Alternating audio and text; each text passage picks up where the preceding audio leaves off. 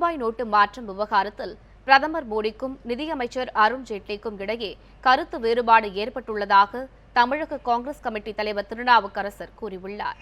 சென்னை தேனாம்பேட்டையில் உள்ள காமராஜர் அரங்கத்தில் விடுதலை சிறுத்தைகள் கட்சியின் சார்பில் பொது சிவில் சட்ட எதிர்ப்பு மாநாடு நடைபெற்றது. நிகழ்ச்சியில் பேசிய தமிழக காங்கிரஸ் தலைவர் திருநாவுக்கரசர், பழைய 500 மற்றும் 1000 ரூபாய் நோட்டுகள் செல்லாது என மத்திய அரசு அறிவித்திருப்பது சட்டவிரோதமானது என கூறினார். 1000 ரூபாய் இருக்கிற காரணத்தினாலே லஞ்சம் பெருகுகிறது, கருப்பு பணம் பெருகிறது என்கிறார். நாம் கூட ஓஹோ இருக்குமோ என்கிறோம்.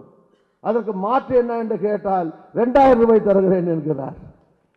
1000 ரூபாயை ஒழித்துவிட்டு 2000 கொடுத்தால் எப்படி லஞ்சம் ஒழிய போகிறது, எப்படி கருப்பு பண தேக்கம் ஒழிய போகிறது, யாருக்கும் புரியவில்லை.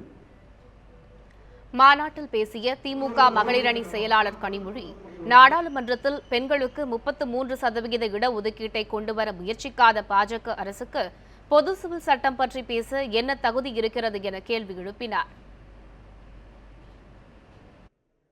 நாங்கள் எதை உங்கள் மீது திணிக்க நினைக்கிறோமோ, நாங்கள் எப்படி நீங்கள் வாழ வேண்டும் என்று நினைக்கிறோமோ அந்த வாழ்க்கையை நீங்கள் வாழ வேண்டும் என்று சொல்லுவதுதான் இந்த பொது சிவில் சட்டம்.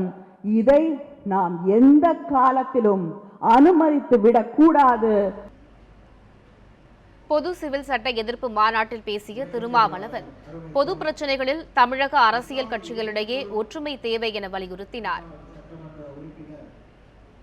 பொது சிவில் சட்ட எதிர்ப்பு மாநாடு ஒருங்கிணைக்கப்பட்டிருக்கிறது. தேர்தல் அரசியல், கூட்டணி அரசியல் என்கிற வளையங்களை தாண்டி அனைவரும், மதசார்பற்ற சக்திகள் அனைவரும் இந்திய அரசின் இந்த நிலைப்பாட்டை கடுமையாக எதிர்க்க வேண்டும் என்கிற அடிப்படையில் இந்த மாநாட்டை ஒருங்கிணைத்திருக்கிறோம்.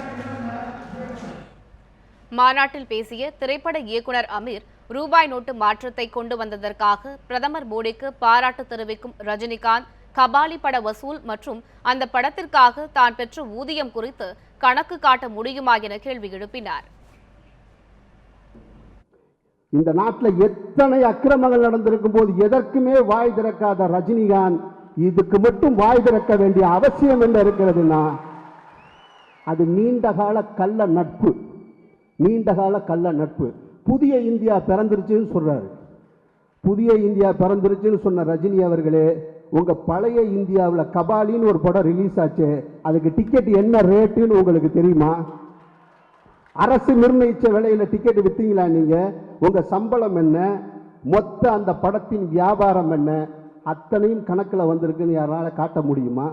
அப்ப கருப்பு பணத்தோட அளவு என்னங்க? எதை வச்சு முடிவு பண்றீங்க? 150 ரூபாய் டிக்கெட்டை 2000 ரூபாய்க்கு வித்து சம்பாதிக்கக்கூடிய ரஜினி கருப்பு பணத்துக்கு அவர் ஒழிக்கிறார்னு உடனே ஆதரவு கொடுக்கிறாருன்னு சொன்னா இதெல்லாம் என்ன அநியாயம்?